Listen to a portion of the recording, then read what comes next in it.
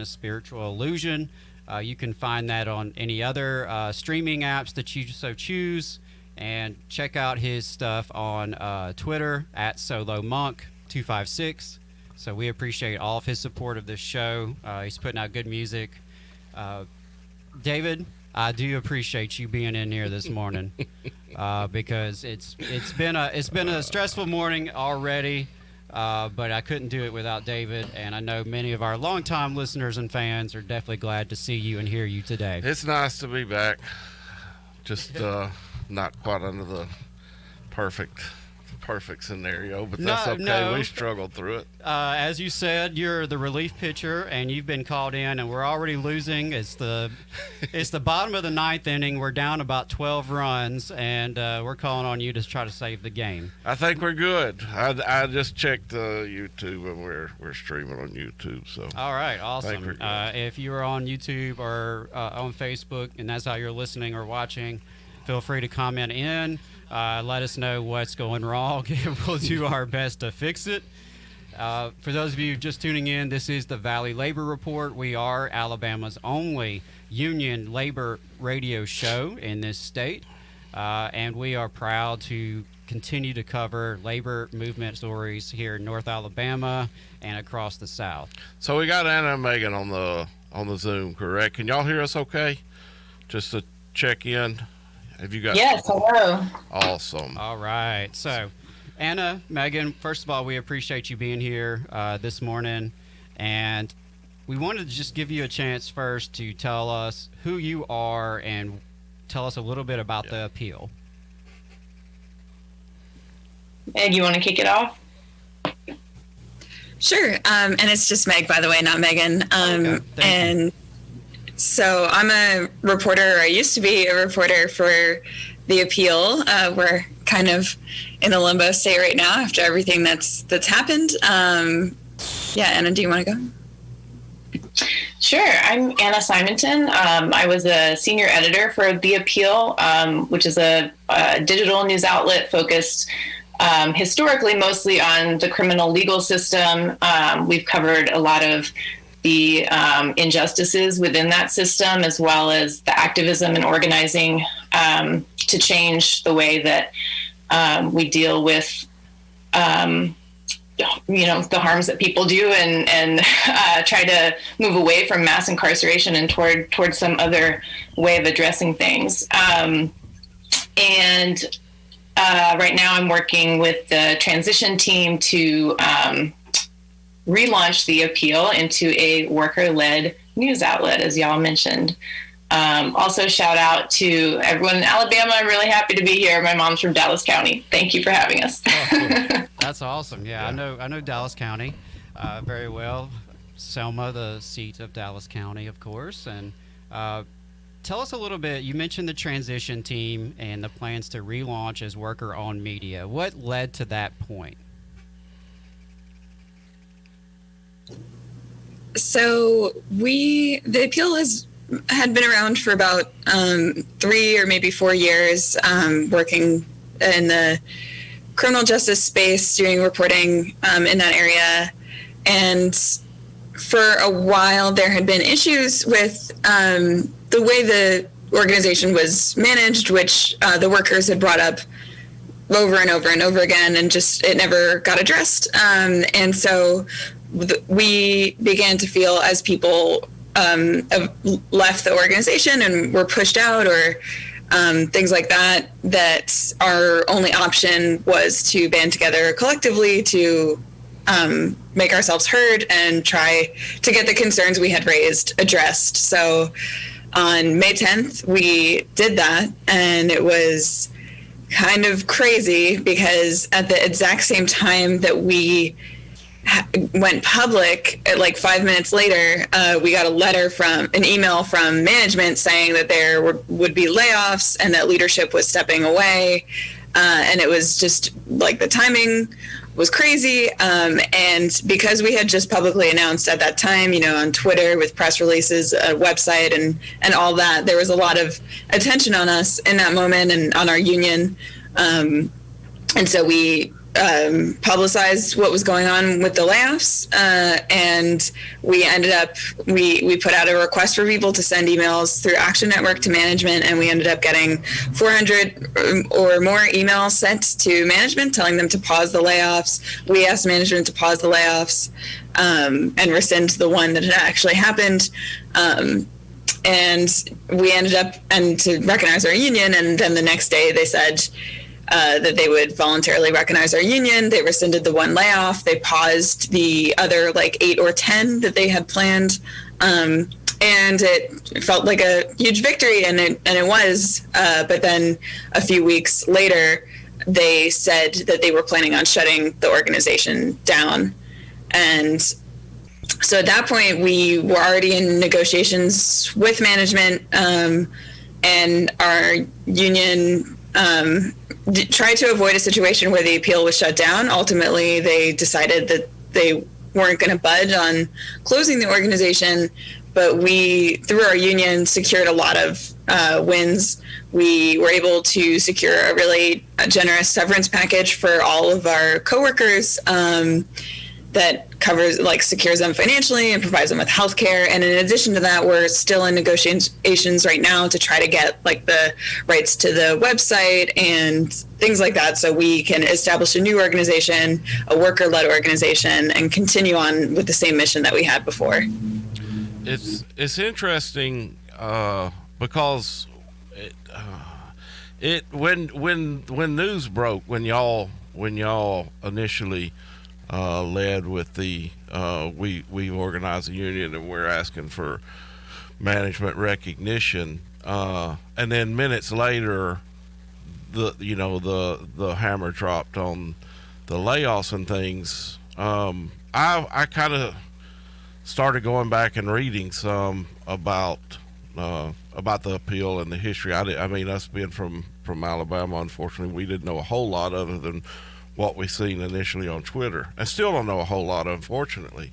But it almost looks, and correct me if I'm wrong, but it almost looks like that was their goal.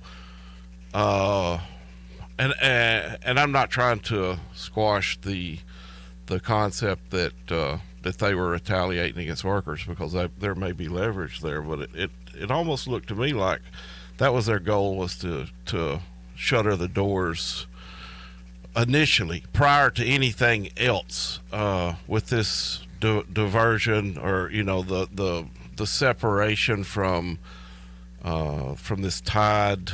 I can't remember the exact name, the Tide Advocacy Group or something like that, which seems like the appeal, that was the appeal's main funding there. Is that assumption correct, or do y'all know less than what we know?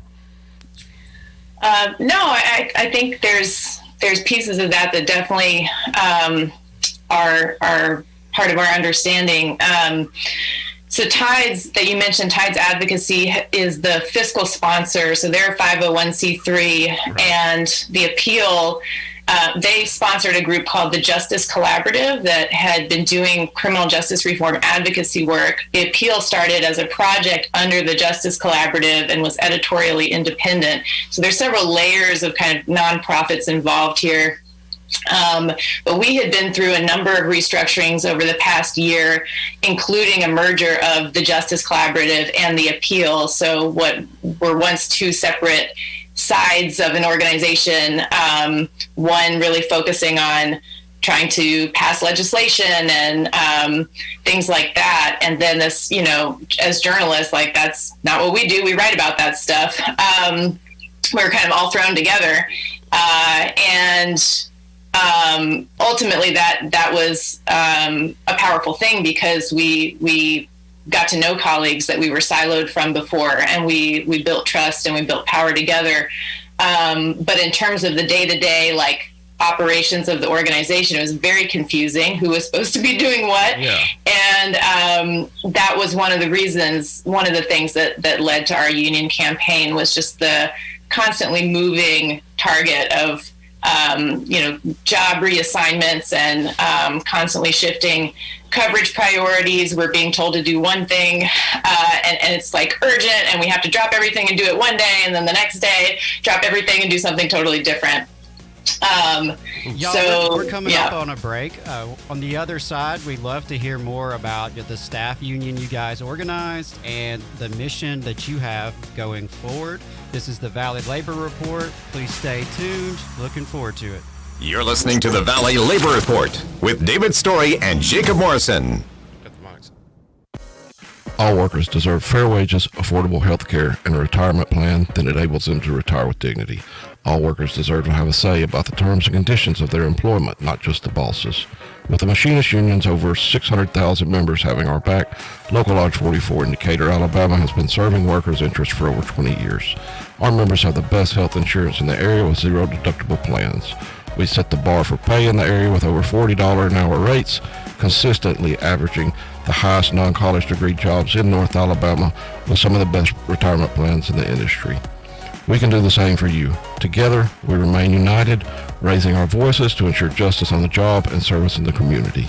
The Machinist Union is a true Southern union founded in Atlanta in 1888. We have been serving members' needs for 132 years. The longevity of our union proves our dedication and loyalty to the working class. The Machinist Union isn't just for machinists. We represent workers in government, healthcare, auto workers, aerospace workers, transportation workers, the defense industry, and woodworking. Our members even build the iconic Harley-Davidson motorcycles. If you're ready to get serious about better benefits and wages, if you want to have a voice in your workplace with over 600,000 members to back you up, call or email us today at 256-286-3704 or organize at iamaw44.org. Here in Huntsville, federal employees are an invaluable part of the nation's defense, offering unmatched expertise in engineering and technology and as stewards of taxpayer dollars. What we ask for in return is to be treated with fairness, dignity, and respect. The American Federation of Government Employees, AFGE Local 1858, is a union of working people looking out for each other, making sure that we're treated right. To inquire about joining or to learn more, call 256-876-4880. WVNN. Depend on it. Try to add it up. You count the principal David, add it up. You count the fires, try to add it up. You count the principal David, add it up. You count the fire. Good morning, folks. This is the Valley Labor Report, and we are talking with Meg and Anna from the Appeal. On the other side of that break, they gave us a little bit of background about themselves and what was the Appeal and what is the Appeal moving forward. And when we left off, they were sharing a little bit about some of the troubles they were having as a staff and their decision to unionize, present their concerns to management. So before we pick back up with that, could y'all remind us what union did you guys affiliate with? We went with News Guild. They've been supportive of a number of media unions at the New Yorker and Jacobin, and so they've been amazing. That's Mary Beth, I think, and who's the other one? I can't remember her name. Yeah, we actually had some News Guild information on, I believe, the last episode. We've been covering quite a bit in terms of News organizing. Guild's been knocking it out of the park. Yeah, News Guild's having a hell of a record in terms of winning elections, and we've seen a big trend in organizing among media and nonprofits. So you guys are kind of a little bit of both in that respect. So definitely respect what y'all have accomplished in that part. So we left off talking about the issues, and David mentioned some of the background as well about kind of the appeal and the funding and the desire to ultimately shut down the program. Yeah, well, it sounded like the desire to shut down the program come out of an absolute mismanagement of the program, because from what I read, there was it was an ungodly number of layoffs, and I don't know if it was a tremendous turnover. Like, I want to say it was like 41 people in just a matter of a couple of months. Is that correct? I think it was 38 or close to 40 in over, I think it was about a year. Was that right? which is And to still put that- insane for the amount of active employees. Right. Like the number of employees has always been, I want to say, between 50 and 70. Like it's, fluctuated some over the years, but like we were 50 some people for most of that year when there was that level of turnover. So it's huge. Yeah. So, I mean, that kind of speaks to management's role in the insanity that it sounds like was going on there. And, as is the case in many industries, management rarely knows how to operate a business. They rely on the workers, and good thing y'all stepped up. Yeah, I think that's amazing what y'all have been able to do in terms of preserving livelihoods for your members, and that makes all the difference when you have a union that can go to bat for you when there is mismanagement, when there is a closing business. That's people's livelihoods, their income, their health care, and having a union that can organize around those needs and defend those members is so critical. So I want y'all to just pick back up in terms of you presented your concerns to management. Management is saying, well, actually, we're going to just shut the whole thing down. And so now, as part of your transition team, what have you guys what have y'all been working on in terms of this vision of a worker-owned media? Yeah, we are aiming to relaunch the appeal, and we've reached a preliminary agreement that ties the fiscal sponsor, who actually owns the rights to the website and other intellectual property.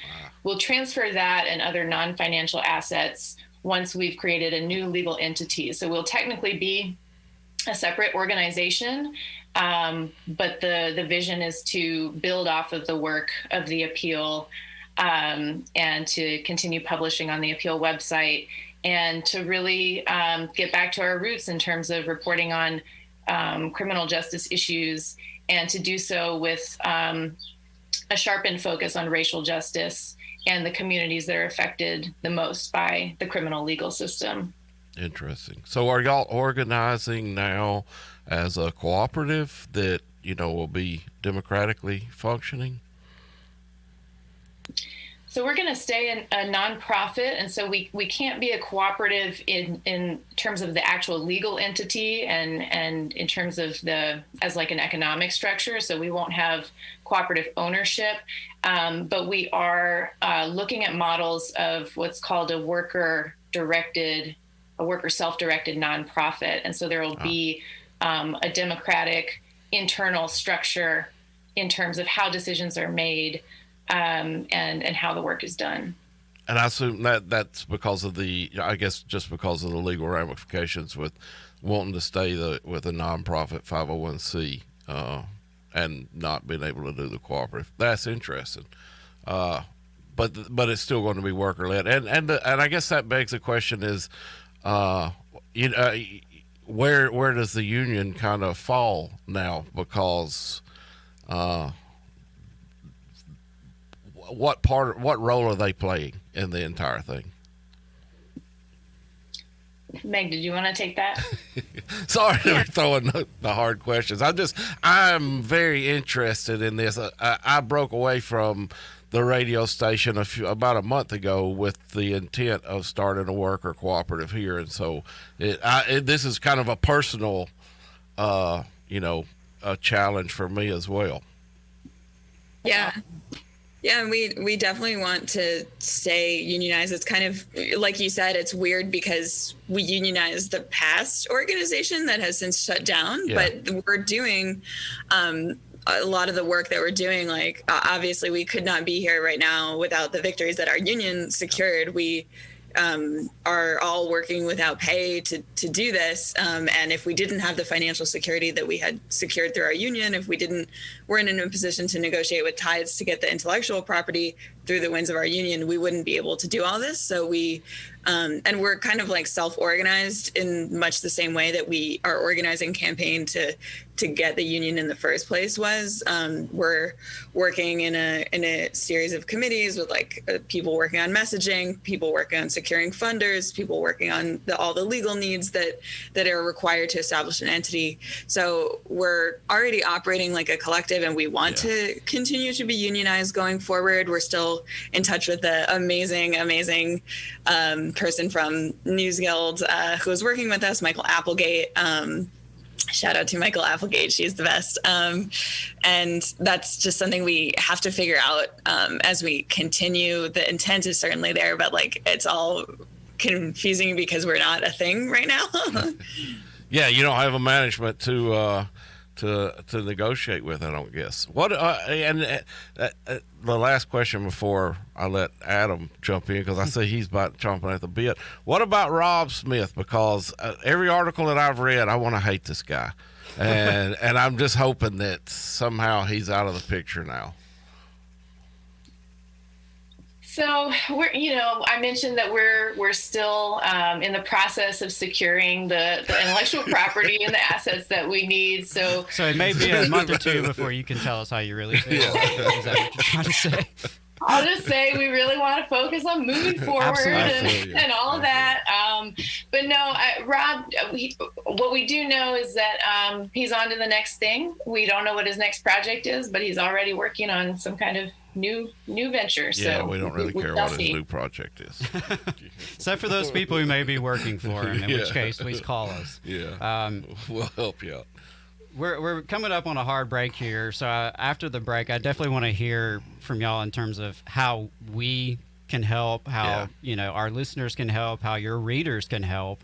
But I think what you're doing is so, fascinating, and it's so necessary, and I think it could be paving a new way for unions moving forward and other enterprises where businesses are closing and it's time for the workers to take over. So y'all, we are coming up on our 10 o'clock hard break. Please stay tuned. After the break, we're going to find out what we can do to support the appeal to provide great coverage of criminal injustice in this country. Huntsville's #1 news, talk, and weather station. WVNN Athens. WVNN FM Trinity. A Cumulus station. It's 10 o'clock.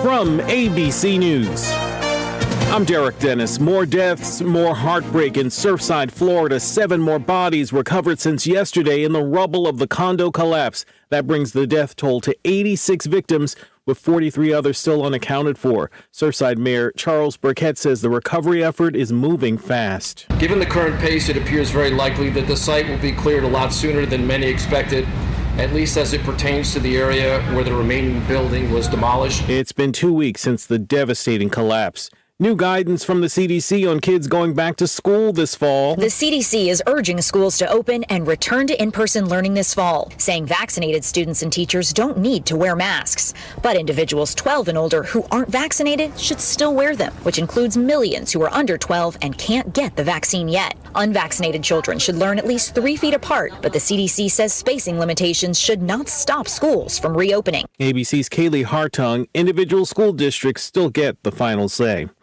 Political turmoil in Haiti after the country's president was assassinated in his own home.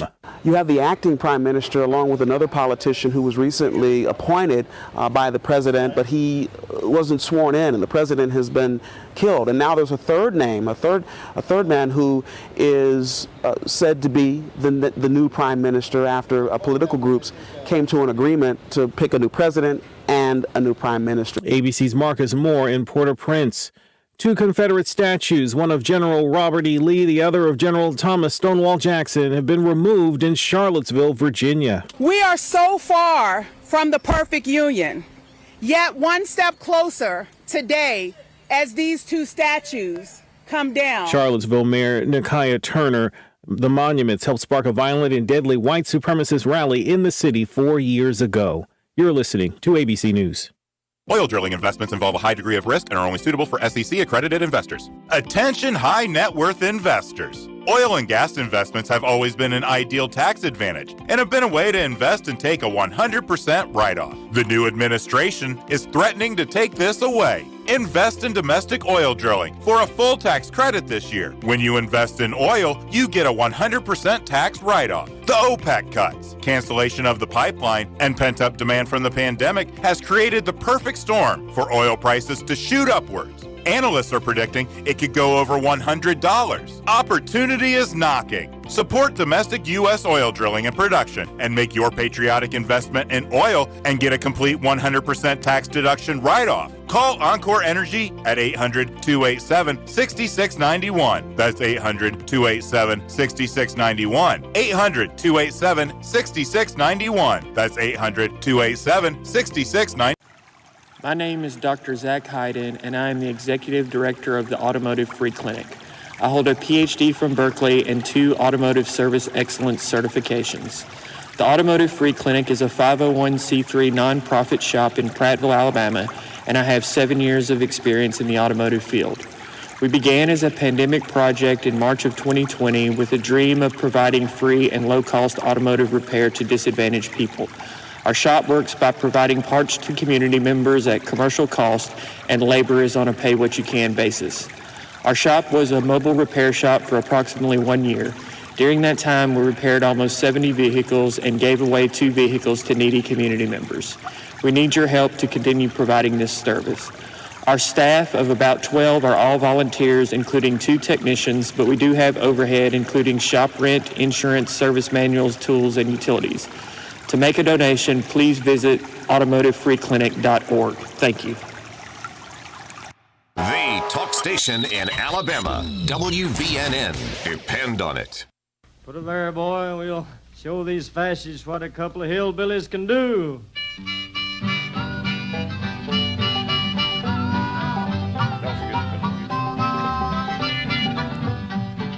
All right, welcome back to the Valley Labor Report. We're glad you're listening this morning, wherever you're listening, whether it's on FM, YouTube, Facebook, however you're hearing us, we appreciate you and your support. We are talking with 2 amazing journalists from The Appeal and 2 amazing union sisters who are fighting to have worker-led media. And there's a couple of things that's really interesting to me about that. First of all, there is a lack of real media in this country, and it's something we experience quite a bit here in North Alabama. There's just so little coverage of real issues that matter. Investigative journalism has been decimated. Yeah. And we talked about that when we had the News Guild on here. Labor journalism has been every form of journalism that actually reports on the happenings of people. If it's not political, right. I mean, you can over. find articles every time Joe Biden or Donald Trump sneezes or goes to the bathroom, but anything that actually affects everyday working class people, good luck finding it. If it's about corruption at the local and state level, good luck finding that. Yeah. And that is by design. We talked when we had our News Guild discussion, we talked quite a bit about corporate hedge fund takeovers of media and the consolidation of media by corporate entities. And, that's something that has really impacted, I think, all of us who care and want to make a difference. If you're an activist or an organizer or just a regular old citizen who gives a crap about your community, it's hard to address issues that you don't know about. Yeah, it's contributed to the dumbing down of the American population right. for a reason. And the corporate media that is out there, especially cable news and some of the reactionary garbage you hear on radio stations such as this one. Sorry, Jacob. It's toxic. It's toxic. And I consider it a form of psychological pollution, quite frankly. Yeah. So there's the media aspect to this, but there's also the idea of workers taking over industries as they change, collapse, go out of business, however you want to phrase it. And I remember something coming out in the Labor Party's manifesto a few years back when Jeremy Corbyn was leader of the Labor Party. I remember they actually had an idea that when businesses are a factory were to go out of business, the workers themselves, through their union, would have the right of first refusal. Yeah. And before, just letting a factory shutter, they could actually allow the workers to have a plan in place to make it a cooperatively owned business so that it could be up and running, regardless of what some hedge fund wants. If there's a need for the industry, if the workers see the need for the industry and they're willing to continue working, why not make that happen?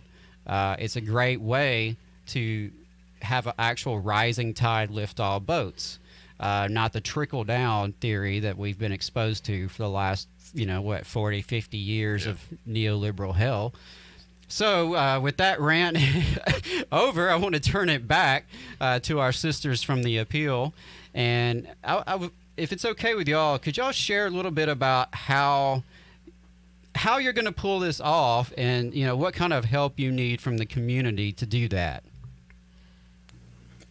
Yeah, so thankfully, we have a bunch of really, really smart, talented people who are dedicated enough to volunteer their time. We have about 20 people working on the transition effort, and we have had a real outpouring of support so far, and just hope that continues. When we a little over a week ago announced all this and what's been happening behind the scenes, we had an outpouring of support on social media. We were able to raise close to $30,000 from that, and we also got in touch with some legal counsel to help us out with that, with all the needs of establishing a new organization. So we're getting there, and it's only been 5 or so weeks that we've known, we're all losing our jobs and we can work together to save this, hopefully. But we do need, when I personally was floored to see that we raised almost $30,000, and I was really touched to see that people cared enough about what we were doing that they would be willing to donate their money like that. And then I also realized $30,000 is not even one person's salary, and we really have our work cut out for us, and there's a lot more we need to do. And Anna is spearheading some of the leadership efforts and the donor committee, and I think she can talk about more what exactly we need to do to survive. Yeah, $30,000 when you're talking about nonprofit council don't buy much.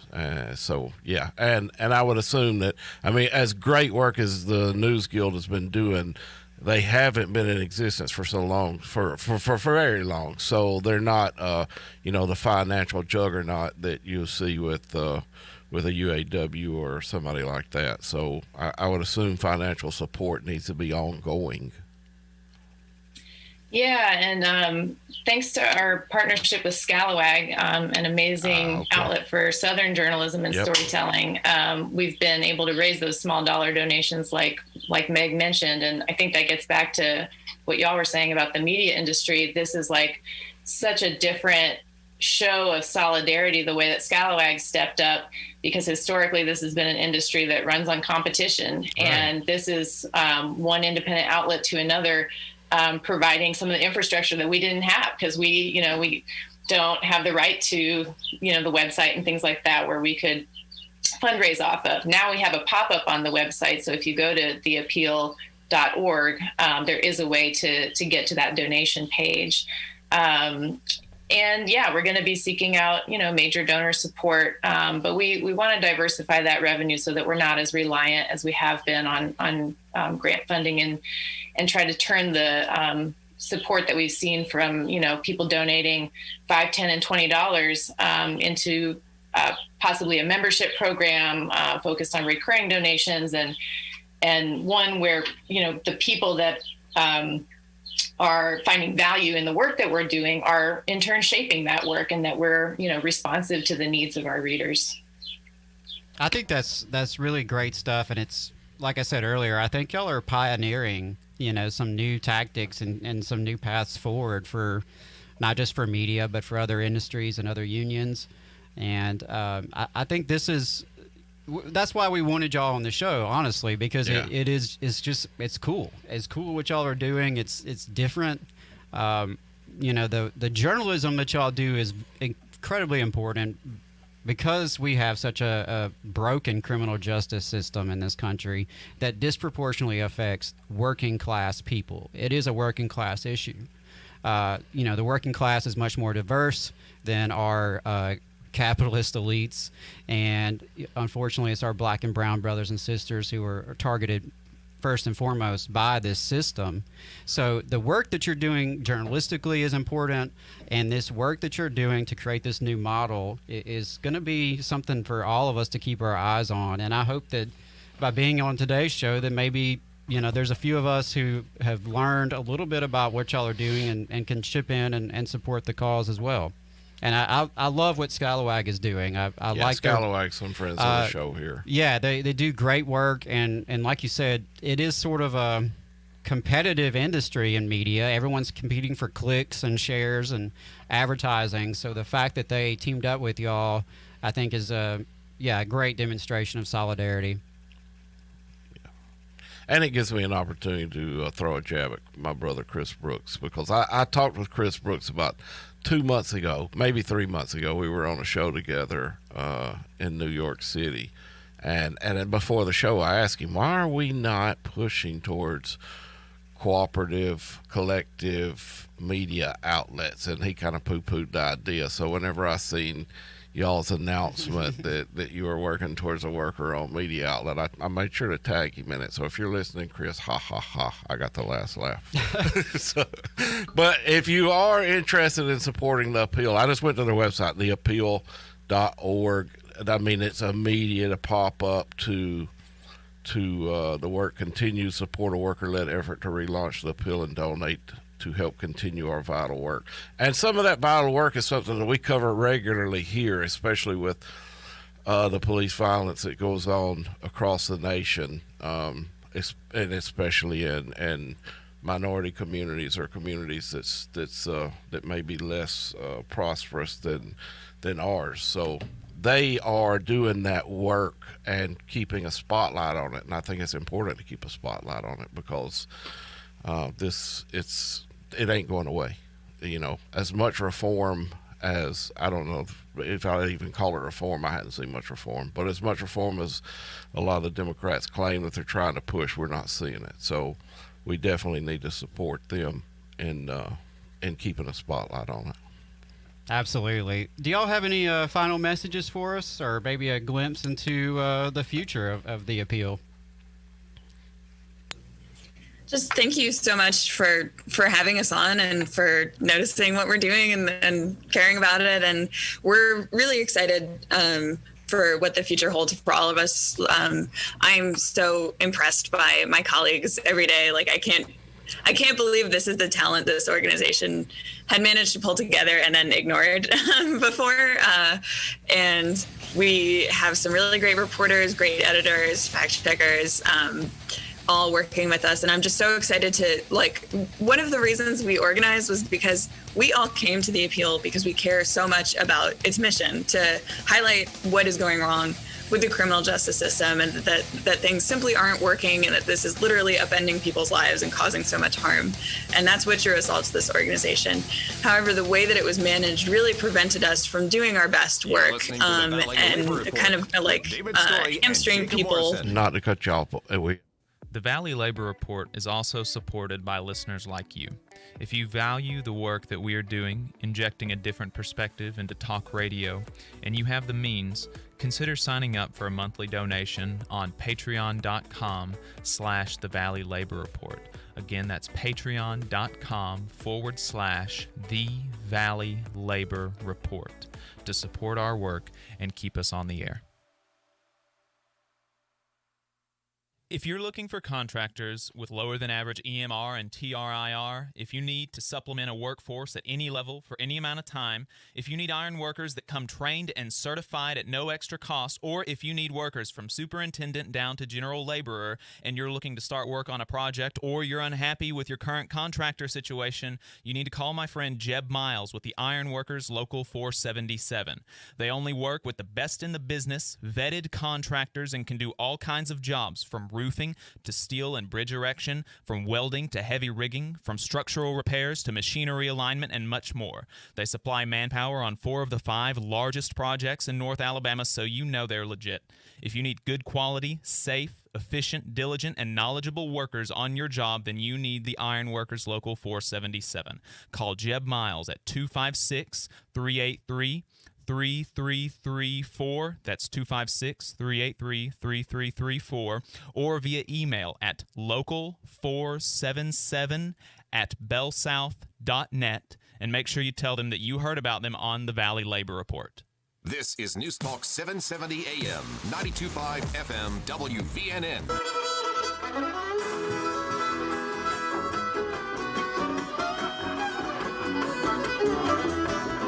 Good morning, folks.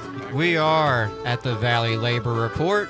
Thank you so much for joining us. I hope you guys enjoyed that interview with the appeal. Looking forward to hearing about their success moving forward.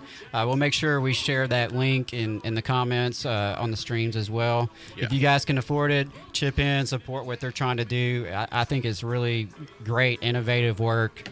And don't forget that our brothers and sisters at Teamsters for Democratic Union and Labor Notes could also use your support. I know if you're like me, you find way more good causes than you have cash to contribute. But if it's possible, if you have a few spare bucks, both of those causes would be a great way to pay it forward and show a little bit of solidarity and mutual aid in action. And here's the thing, we get caught up. I mean, everybody's asking for money because we're not corporate sponsored. This show's not corporate sponsored. Most of the people that are out there doing the work that we're all doing are doing it, basically on their dime or small people donation dime. And we get caught up in thinking if we can't give $100 or if we can't give $50, then we kind of, it's not worth giving $1 or $2. And I'm telling you, $1 or $2 goes a long way. Chip in if you got $2, chip in $2. If you see a worthy cause, because a lot of times it's not just the money. It is the fact that somebody on the receiving end of that sees, we just got a donation from Athens, Alabama. Yeah, Athens, Alabama, or Las Vegas, or New Mexico. Yeah, and so it helps boost the confidence level that people are doing the right thing. So if you can chip in $1, if you can chip in $20, do it. And it don't have to be for this. It can be for whatever your favorite organization is out there. Just show them some love. Yeah, absolutely. And another thing that you can do that doesn't cost anything is sharing and engaging with it on social media. For better or worse, social media is here, and it's something we have to deal with. David and I are on the same page about how toxic it is, and we both take our breaks from it. But it's a tool, and like any tool, it can be used for good or for bad. We're trying to use it for good, to promote the message of the labor movement and really the working class more broadly here in the Tennessee Valley and across the South. But if you can, subscribe, share, comment, those things do make a difference. That's how you basically have to interact with this algorithm that doesn't exactly, shove the Valley Labor Report and Scalawag and these kind of media outlets in your face. Yeah. Yeah, and coming off of that, I would like to throw a bone to Terrence Ray with the Trillbillies, because some of y'all, a lot of the local listeners may not know, but, most of the social media followers and the online listeners will that follow any of us know that Terrence wrote an article for the Baffler, which I subscribe to. It's a great print media outlet. That it's kind of an anarchist outlet, but it's there's great things that come out of it, ideas. And man, he wrote an article that was just amazingly written on the drug, the opioid epidemic up in Kentucky and well, most of America, but his perspective was on that region, and it really made a good case for why most Southern white males that are completely against defund the police should reconsider their position. And it was brilliantly written. I mean, I don't know how many hours the guy spent, but it took me over an hour to get through the article because I kept going back and rereading it because there was just so much information and it was so well researched. So if you got some time, look up the Baffler. It's been shared. I shared it on Twitter, but it's all over. You can read the article for free, but I'd highly recommend, especially guys like me, guys my age that typically have it made, so-called have it made in society, need to understand,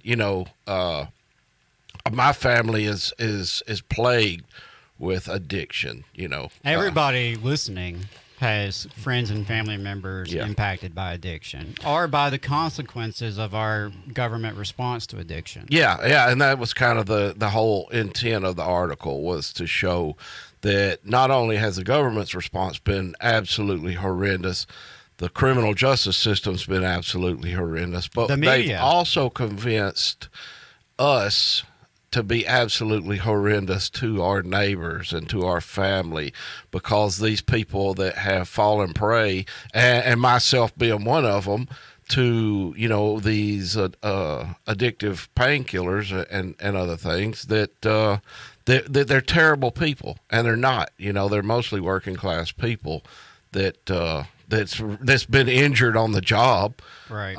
And these things happen. But it was a great article, and I don't want to go on and on about it. But if you get a chance, get out there and read it, and share it, because it will certainly, it is written well enough. It will affect the people around you if given the opportunity to read it. I think so too, and there's so many parallels between the conditions he was describing in rural Kentucky and many of our areas right here in this listening area. Yeah, I mean, any blue-collar worker that works for a living has had some type of injury. I broke my back in my 20s doing my work and got hooked on painkillers. So, it is not like you don't know somebody. It's just been so demonized that no one wants to say, hey, I got a problem. Well, and I mean, right here in Huntsville, we've seen a kind of a rash of overdose deaths recently among many mutual friends and people that I'm aware of. We've got the problem that opioids have shifted into heroin, which shifted into fentanyl.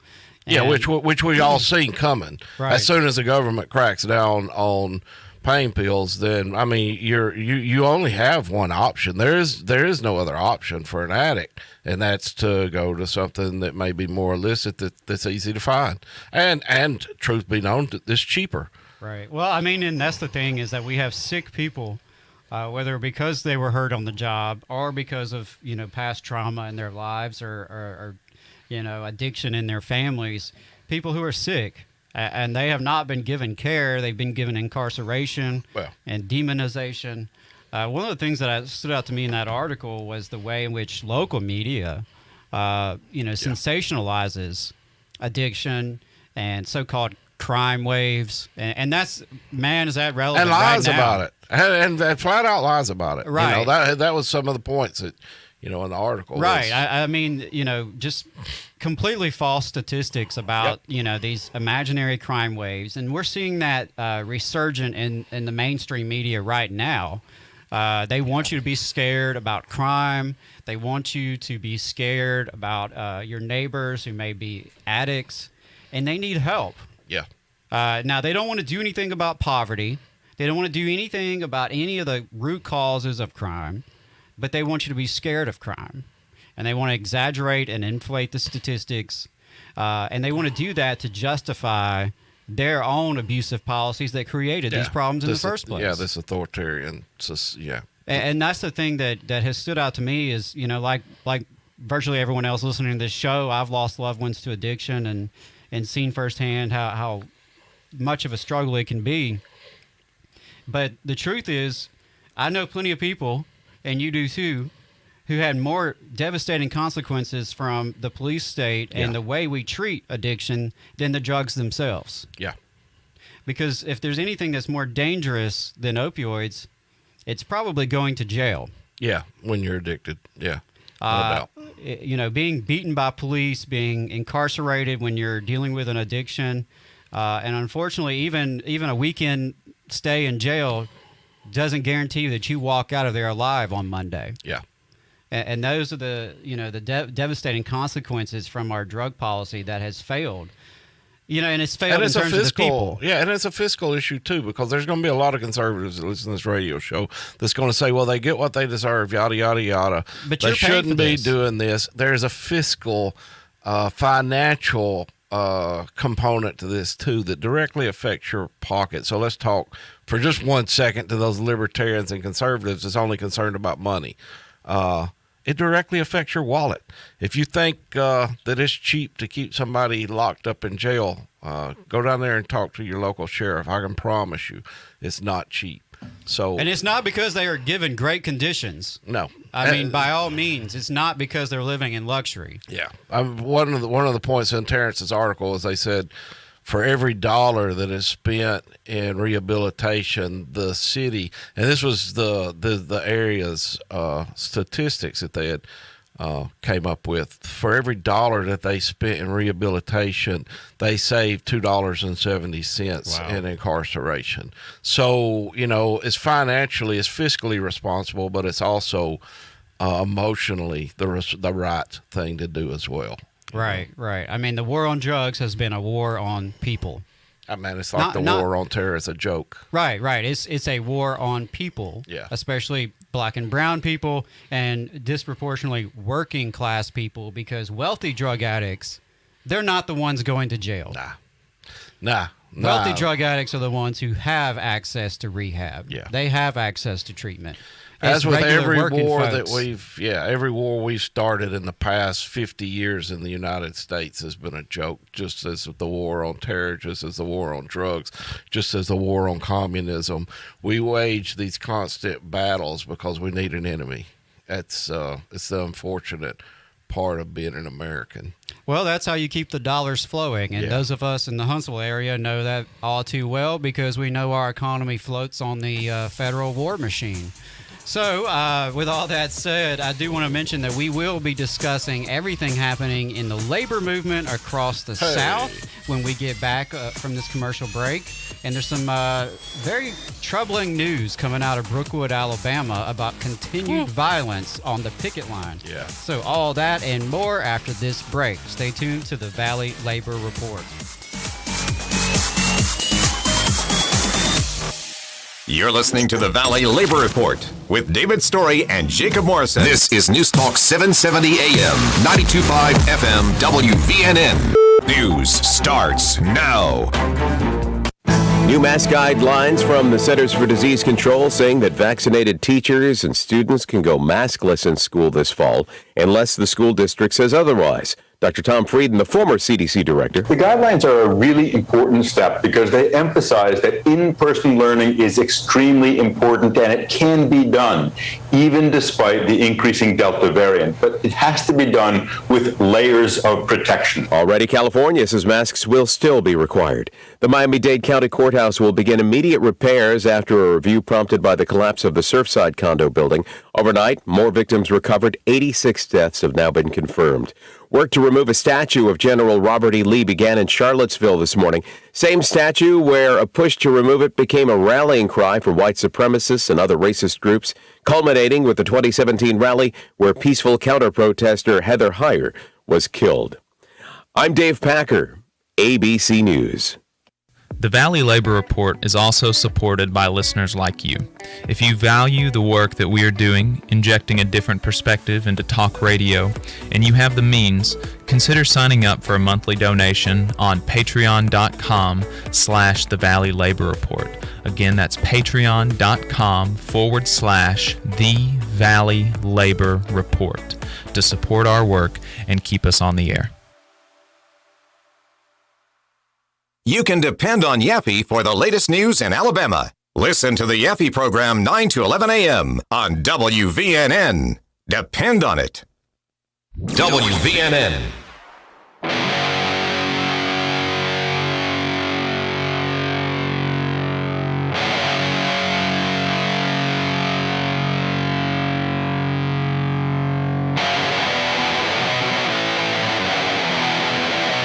Let's go! Hey! Walking through a wasteland, unlooking skies. Welcome back to the Valley Labor Report. This is Alabama's only union labor radio show.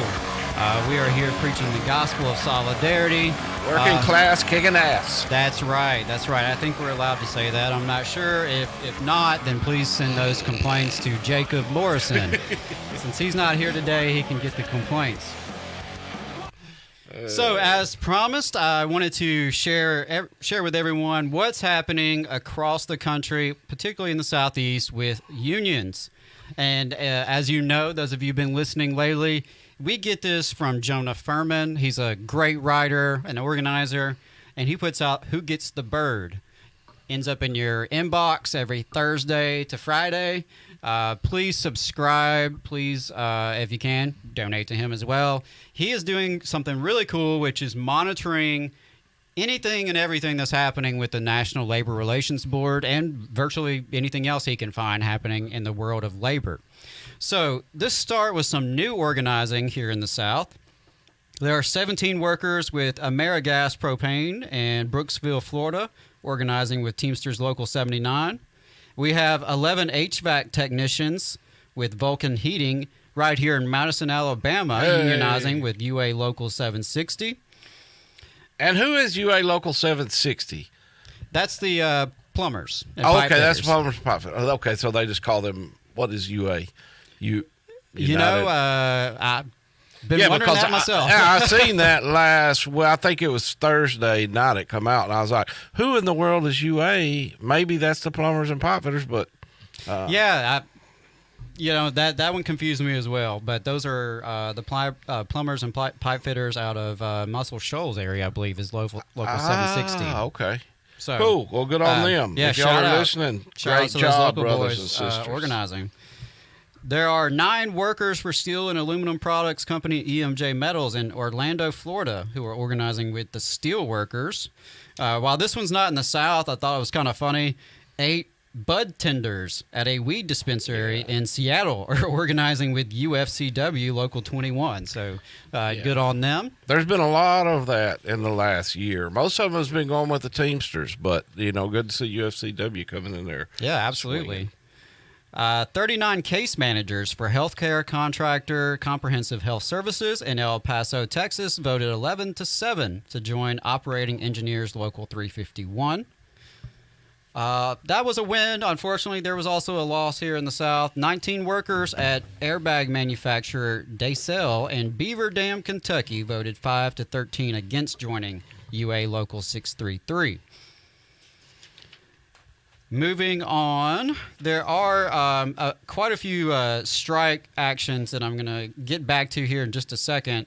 But in terms of some internal union politics, we talked with grad school workers recently. There's an update on that front, but at Columbia, the Columbia University Grad Worker Unit of UAW Local 2110 has elected a new bargaining committee. And that is part of a fallout from their long strike. That's part of the long fallout from their strike effort this spring. It appears that the group that opposed the strike settlement and helped organize the no vote on the tentative agreement swept the elections. They promptly renamed themselves the Student Workers of Columbia, which indicates that they are looking to bring undergrad student workers into the union as well. The National Education Association held their annual meeting and representative assembly this past week. Not a lot came out about that one. The NEA representative assembly is actually considered to be the largest democratic deliberative body in the world. In other words, it is the largest group of folks in one room voting on stuff. Yeah. And I served as an NEA delegate, and it was really an amazing experience. No matter what union you belong to, I so encourage you to run as a delegate. And if you can attend your state or national assembly convention, whatever y'all call it, it is a eye-opening experience to learn more about your union. It's an eye-opening experience to see the diversity of your union. And maybe most importantly, it just builds a lot of relationships and connections. So to all of our union members who are listening, if you haven't run for delegate yet, we expect you to run in your next election. Yeah. And if you're a little bit on the fence about it, feel free to reach out to us because I've served as a national delegate. David, I believe you have as well. I believe Jacob has as well. So we have experience in that, and it's a great thing to do. It's important for the democratic functioning of your union as well. I mean, it is the utmost importance for people to be involved and be pushing democracy in the union and not just sitting back and letting the union, as many people like to refer to it, run things. Right. The workers should run things. And that's something we hear about a lot, the union being treated as a third party. But unions are democratic organizations. But like any democracy, it's only as healthy as its participants. Yeah. So if you sit back and let it, yes, a union can start to resemble a third party. Those people over there or up there that you call on occasionally. But it's really up to members, the rank and file, to hold the leaders' feet to the fire and to actually participate and drive the direction of your union. And that's what they do at these national assemblies, is vote on resolutions and platforms and constitutions. So moving back to some of the strike and bargaining activities happening across the country, as I mentioned, there was some pretty disturbing news that there has been more violence at the picket line in Brookwood, Alabama. Unsurprisingly. Unfortunately, not surprising. This is, if you've been paying attention, this has happened quite a bit, unfortunately, where you have, in some cases, scabs, in some cases, people in management who are literally driving their vehicles into a picket line full of people, including women and children. Yeah. And we have had UMWA brothers and sisters hurt down there on the picket line. And it's reprehensible. And I just don't have much I can say on FM radio about that. Well, they're going to New York to picket this upcoming Wednesday from 9 a.m. Eastern until noon. So any of our sisters, brothers, and comrades that may be in New York listening to the show, if you got the opportunity, go out and picket with them. I heard Kim's going to be out there covering it, so you can meet her, have an opportunity to meet her. She's awesome. Labor reporter, one of the very last of the true labor reporters. So yeah, get up there and show your support. Yeah, that protest is going to be at BlackRock, and BlackRock is one of these nefarious hedge funds that is one of the major backers of Warrior Met, among other things. Yeah. Pretty much anywhere you look, it seems BlackRock has their dirty fingers in it. So shout out to our miner brothers and sisters going up to New York to picket. For more information on that, I know we've plugged it before, but definitely follow Kim Kelly, that David just mentioned, at Grim Kim. And she has been collaborating with the Real News Network. Max. And our friend Max Alvarez. They have done a video series. The latest episode is about the Miners Auxiliary, the miners' wives, who are hellraisers and just real heroes, in my opinion, about what they are doing to keep the line going. So check that out if you haven't already. The Real News Network is another one of those media outlets that's really turning a corner and starting to do a lot of great coverage. Yeah, and, absolutely. It's a struggling media outlet, just like most of them are. So Max, a friend of our show, been on several times. He's kind of bringing new light to it, but it's also to me, it appears that they've taken a new direction in covering more organized labor and working class issues since he's come on board. And I think anytime media is covering issues that's close to our heart, we need to be supporting. Absolutely. If you're not familiar, Max is also working with In These Times magazine in a collaboration with Real News to put out Working People, which is a podcast about working people. Imagine that. Actually talking to regular working folks. Yeah. Not something that happens in the media very often. So, one of the things we like to do in this show is promote people who are doing good work. And that's what that's all about. In terms of people doing good work, we have some nurses up in Massachusetts who have been on the line for months now. The St. Vincent Hospital, Massachusetts Nurse Association, that strike has become really a rallying point for all of labor. There was a recent conference call where they really tried to rally the troops and get all of the labor movement behind them. I know that Sarah Nelson and other national labor figures have started promoting the cause, and the strike is at its 18-week mark. So that's quite a long time to be on strike. After 3 months, Volvo actually voted Thursday night.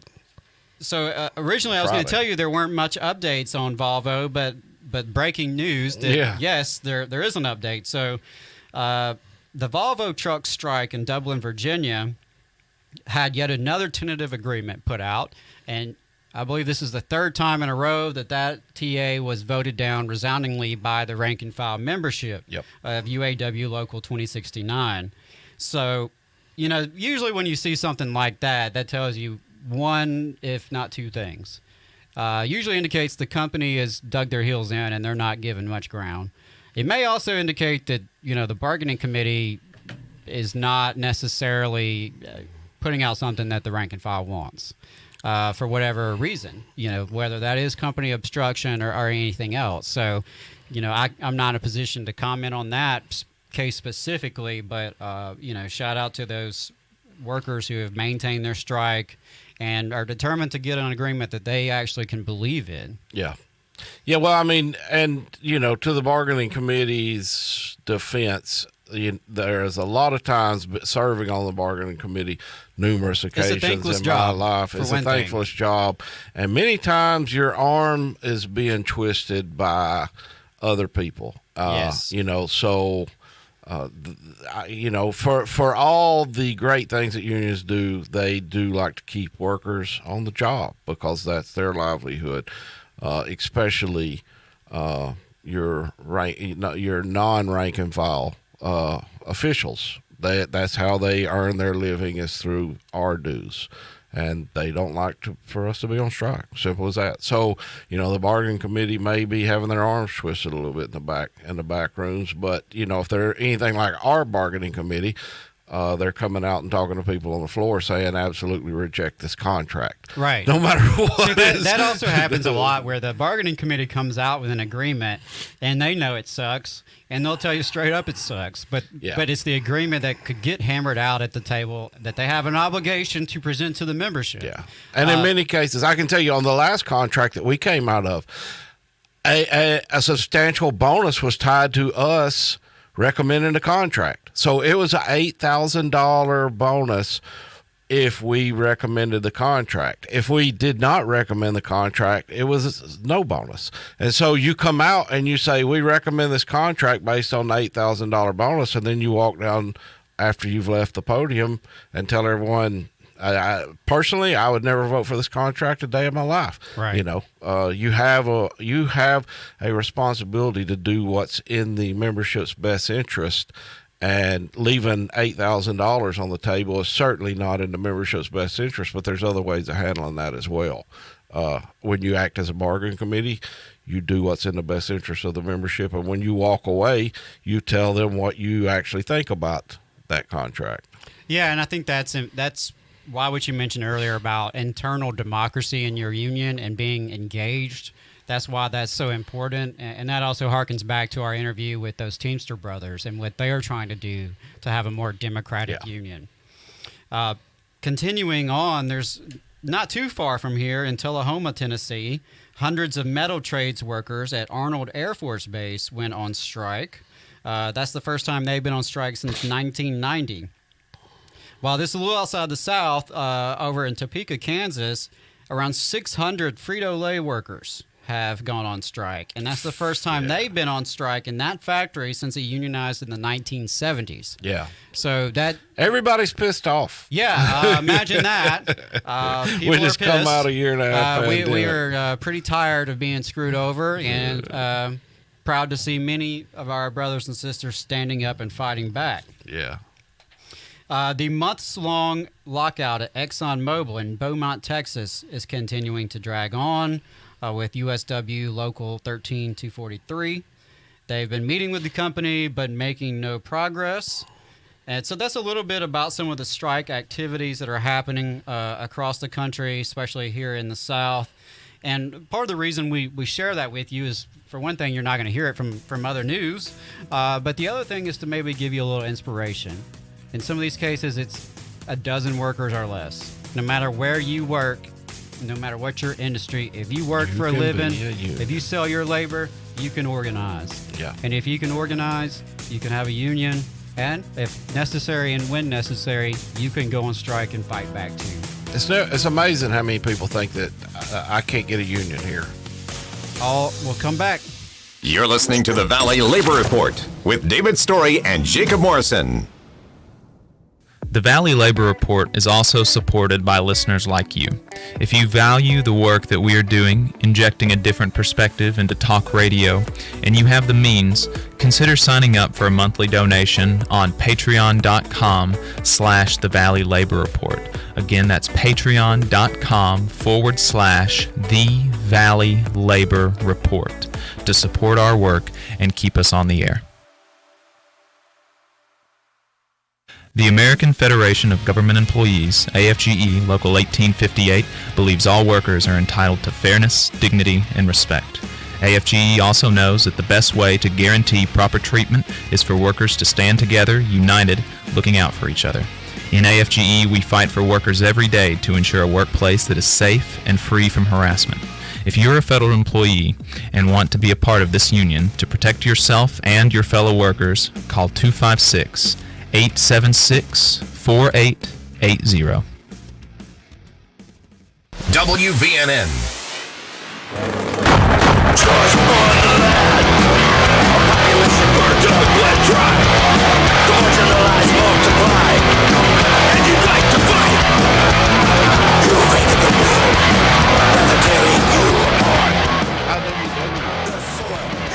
Welcome back, folks. This is the Valley Labor Report. Thanks for joining us. We appreciate you being here. Appreciate you putting up with me today and David Story, our OG, back in the house. Really glad to have David here. It's been a while since you've been on the mic, so. I was just here last week, wasn't I? Yeah, y'all that's held true. me That's captive true. last I mean, you kind of week. popped your head in the door. Yeah. So, but it's been nice to have you back for old times and. Old time's sake, you know. So one thing that I know David wanted to mention was about the IWW. Yeah, the Wobblies. Coming to Huntsville. Coming to Huntsville. Tell us about that. How'd your wife, how'd your kids? He's kidding. He's kidding. No, I mean, to the best of my knowledge, this is the first time in U.S. history that the industrial workers of the world will be holding their North American Conference in the state of Alabama, in Huntsville, of all places. And that's really cool. Yeah, I mean, I think, you know, you're talking about the Union of Debs, the Union of Mother Jones, Big Bill Haywood. Yeah, the Union of Big Bill. I mean, you're talking about all of these I mean, people that we read now, I mean, consistently read now, is coming to Huntsville, Alabama, and you know, we had a little part in that, and I'm super excited. I'm super enthused to welcome all of our what they don't call ourselves brothers and sisters, they call ourselves fellow workers.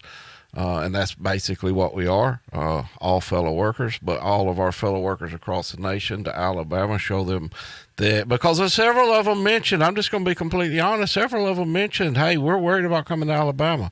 It's a very reactionary state. We're worried for our safety because of the way the media portrays, and in many cases because of the way a lot of people in our community react to things. So, it's not as bad as what they hear on the in through the grapevine, and show that for all of our faults, we are trying to push forward and organize a working class resistance to capital. That's right, and hopefully we can show them some good Southern hospitality. Well, they're going to get good food. Oh, absolutely. They're going to have good food. We're going to teach them all about biscuits and gravy and sweet tea and all the good stuff that we do here in the South. So, yeah, I think that's a really exciting thing to see IWW coming to Huntsville. There is an active Huntsville IWW branch of which both of us are members. And that's something, right before we went into the break, that's something, that you were mentioning was a lot of people think, and then I mentioned, a lot of people think they're at a restaurant and they can't have a union there. I mean, the amount of misinformation that's out there that's been told, we're in the right to work state, so we can't have a union. These concepts. People really believe that. Yeah. So, and that was one of the reasons that we founded the branch here, and the IWW branch here in Huntsville, because through the machinists, it's difficult for me to organize a restaurant worker or a service worker, in specific industries. But with the IWW, it being a non-staff organization, non-paid staff organization, it's an all-volunteer organization, it don't have the overhead that your traditional unions does. And so it's made up mainly of volunteers like myself, like you, like Jacob, that have that organizing knowledge and are able to help instruct people how to build solidarity in their workplace. So, yeah, and I guess the short of it is, you can have a union anywhere, and it's cheap. You hear about union dues. So the IWW, it's nothing. It's a few dollars a month. Yeah, if you're listening to this and you don't already have an affiliation, or even if you do, I really encourage you to check out your local IWW branch, especially those of you right here in the Tennessee Valley. Please join up with the Huntsville branch. We'd love to have you in the branch. You don't have to, even if you think, well, you know what, I don't have it in me to unionize my workplace right now. That's fine. Educate yourself. Join in so that you can meet some comrades, so that you can, be educated, learn some new skills, meet good people. That's what it's all about. IWW has a very different model of unionism. Very different. And once you get into, once you're like labor movement nerds like us, you can start to see, how the different models operate and the pros and cons of all of them. Yeah, and it's important, like you said, I'm a dual card member, so I carry a card with the Machinist Union, I carry a card with the IWW, and I think it's important for any local union member that may be with the pipe fitters or may be with IBEW or the Machinists or AEA or any other affiliated union with AFL-CIO to also support, because you have that capability of joining the IWW and supporting the push for the least of these, the workers that are not able to organize through your union. There's other possibilities, and you can help. Yeah, and that's really what it's all about, is not just the workers in your workplace, but all of us as a class, as the working class of this country and this community. And speaking of our country and community, these last couple of minutes, I just have to take a moment of personal privilege to rant about our city of Huntsville. Oddly enough, the last time and the only time that David and I hosted an episode together was right after the conviction of William Darby and the asinine statements from Huntsville's police chief and Huntsville's mayor. And like clockwork, here we are again. David and I stuck together on this radio show on a Saturday morning, just days after the city of Huntsville showing themselves to be reactionaries and foolish. So if you haven't been keeping up, William Darby, police officer in Huntsville City. He was convicted of murder by a jury of his peers. He remains on the payroll. That is your tax dollars at work, maintaining his pay. Apparently, he is on FMLA. And, apparently the police chief sent out an email soliciting sick leave donations from other city employees to help maintain his pay. There's some disputes about where that email came from and whether it's about Darby. Ashley Remkus on AO.com has done a great job documenting that and investigating that. Definitely encourage you to check that out. So the other thing that's interesting here is, and I mentioned it previously, that, a lot of money, hundreds of thousands of dollars were spent to provide a list of problems that Huntsville police had presented, including with their violence they enacted on peaceful protesters about a year ago, last summer. And the city of Huntsville promptly ignored all of that. They did finally come out with some written response, I believe it was a week or so ago. To sum it up, basically they're not going to do anything. They didn't do anything wrong, they think. They'll be glad to take more of your tax dollars for training. And what did they spend the city council meeting doing this week on Thursday? Well, Council President Jenny Robinson, much like her time on the Huntsville School Board, made it a point to try to make it harder for tax-paying citizens to show up to the city council meeting and speak their piece. So, of all the problems that you have to deal with, including the congested roads, the lack of planning for the influx of huge numbers of people coming into this area, not to mention the fundamentally unjust criminal system that you have in this city, and that's what the city council decides to spend their time on, is debating and voting on bylaws which will try to make it harder for you to participate as a citizen, to try to discourage you from showing up to your city council meeting and speaking, which is your right. Yeah, it's pretty amazing, ain't it? Yeah, I mean it just kind of goes vu. to show that there is no democracy in this country. It's deja vu because we saw this same song and dance with the Huntsville School Board, which Jenny Robinson was a part of that previously. The new bylaws were passed 4-1. Shout out to Councilman Kling for opposing that.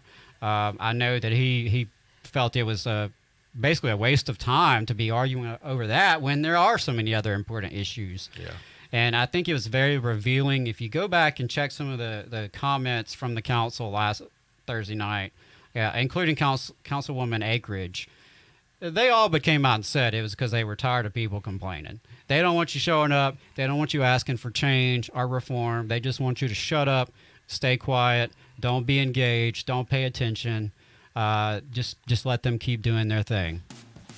So on that sour note, we're going to wrap things up today. Go to your next city council meeting. Please go to your next city council meeting and follow Citizens Coalition for Justice Reform. This is the Valley Labor Report. My name is Adam Keller. Been here with David Story. I hope you enjoyed today's show. Thank you so much. All power to the working class.